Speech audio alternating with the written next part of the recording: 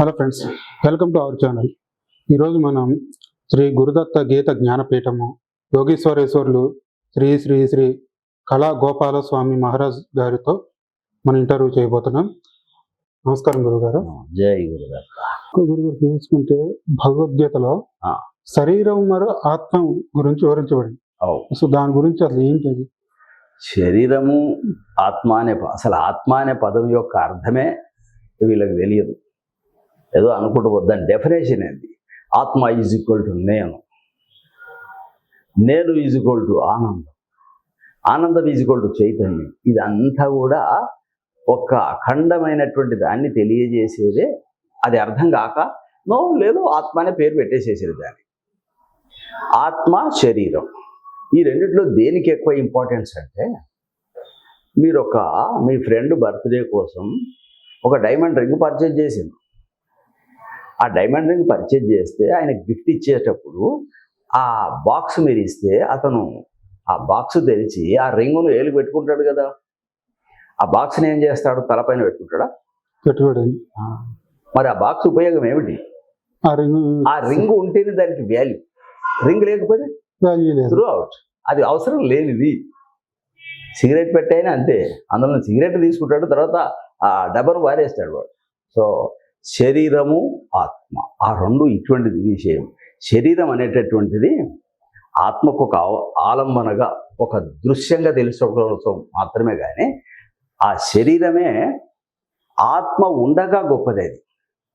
అది లేకుండగా అది అది ఒక వదిలేసిన కవర్ లాంటిది.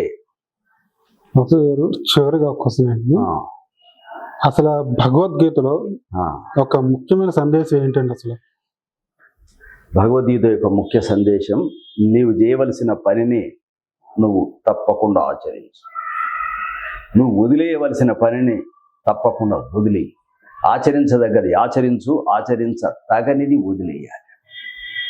ఇక్కడ మనం చేయవలసిందేంది, వదిలేయవలసిందేంది అంటే టోటల్ భగవద్గీతకు అంతా కలిపి ఒక చిన్న మాట చెప్పేస్తాం. నీవుగా ఉంటే వరం, నీవు వేరుగా ఉంటే కలవరం. నీవుగా ఉండటం ఎవరి వల్ల జరగటం లేదు, అందరూ వేరుగానే ఉన్నారు. నీవుగా ఉండటం అంటే ఏ ఆలోచన లేకుండా ఉండగలిగితే నీవుగా ఉన్నాడు. అట్లా ఏ ఆలోచన లేకుండా మీరు ఎప్పుడు ఉంటారు? ఎప్పుడు ఉండవు. గాఢ నిద్రలో మాత్రం ఆలోచన రహిత స్థితిలో ఉంటాం. కానీ ఆ గాఢ నిద్రలో అందుకే చాలా హాయిగా ఉంది అంటున్నాం. హాయిగా ఉండడానికే గల కారణం అక్కడ ఆలోచన లేదు. సో జాగృతిలో అంటే ఈ మామూలుగా మెలకువ ప్రపంచంలో కూడా నువ్వు ఆలోచన లేని స్థితిలోకి ఎంతసేపు వెళ్ళగలవు? వీలైనంతసేపు వెళ్ళగలిగితే అసలు గాఢ నిద్రలో ఉన్న స్థితినే జాగృతిలో కూడా చెయ్యగలిగితే నీవుగా ఉన్నట్టు లెక్క. నీవుగా లేకుండా వేరుగానే ఉన్నావు కదా. ఒక ఎంప్లాయీగా ఉన్నాడు, ఒక ఆయన భర్తగా ఉన్నాడు, కొడుకుగా ఉన్నాడు, ఒక సొసైటీ మెంబర్గా ఉన్నాడు, ఇవన్నీ ఉన్నాడు. కానీ వాడు అసలేమిటో అది తెలియకుండా పోతున్నాడు. సో నీవుగా ఉన్నట్టయితే అదొక గొప్ప వరం. ఆ నీవుగా ఉండమని తెలియజేసేది భగవద్గీత. ఎందుకు తెలియజేయవలసి వచ్చింది? నీవు వేరుగా ఉన్నావు కనుకనే నీవుగా ఉండు అని చెప్తున్నది గీత. సో ఆ గీతను అర్థం చేసుకున్నట్టయితే ఇప్పటి వరకు 360 మంది భగవద్గీతకు వ్యాఖ్యానం రాశారు. మేము కూడా రాశాము.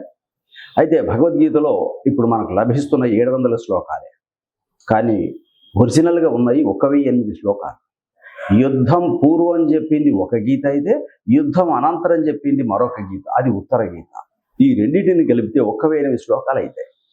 సో మేమేం చేసామంటే ఈ శ్లోకాలను కూడా వెలికితీసి ఈ యుద్ధ అనంతరం ఉన్నది ఉత్తర గీత, యుద్ధానికి ముందున్నది పూర్వగీత, అంటే 2 భాగాలు అయినాయి.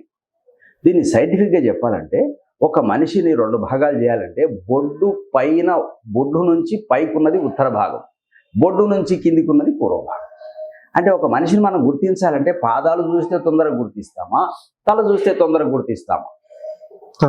అంటే ఇప్పుడు కృష్ణుడు తెలియాలంటే పూర్వగీత కాదు ఉత్తర గీత కూడా తెలిస్తే సరిపోతుంది.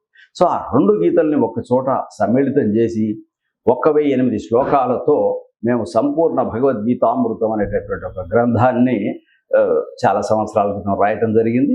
అది అందరిలో ప్రాచుర్యంలో కూడా ఉంది. సో దాంట్లో ఈ విషయాలన్నీ పొందుపరచడం జరిగింది. వీలైతే చూసుకున్నట్టయితే ధన్యులైతారు. ఒక చాలా ముఖ్యమైన విషయాల్ని మన ప్రేక్షకులకు అనేది తెలియజేశారు.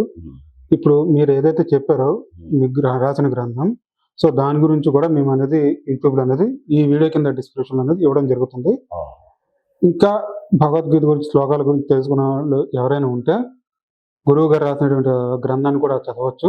అలాగే మీకు ఇంకేమైనా భగవద్గీత గురించి తెలుసుకోవాలనుకుంటే కింద కామెంట్ రూపంలో తెలియజేయండి. మరొక వీడియోలో గురువు గారి చేత వాటి యొక్క సందేహాల గురించి కూడా మనం తెలుసుకుందాం. Thank you. జై గురుదత్త. నమస్కారం స్వామి.